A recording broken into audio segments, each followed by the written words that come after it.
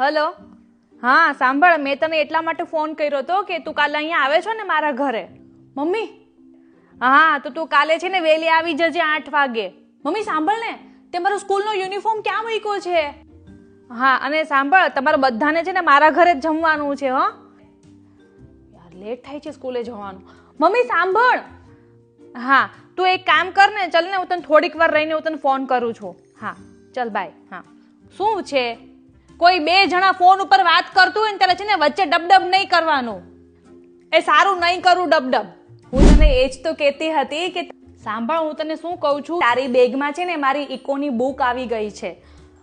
હા તો તું પ્લીઝ તું કાલે સ્કૂલે આવે તો તું લેતા આવીશ. ખાવાનું છે, આ ક્યારનું ટેબલ ઉપર પડ્યું છે, તું ખાતી પણ નથી તો હું ફ્રીજમાં મૂકી દઉં.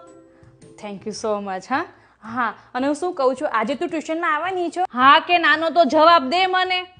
તો તું મને પિકઅપ કરી જઈશ? હા હું રેડી રહીશ 6 વાગે. હા ને હું નીચે જ ઊભી રહીશ.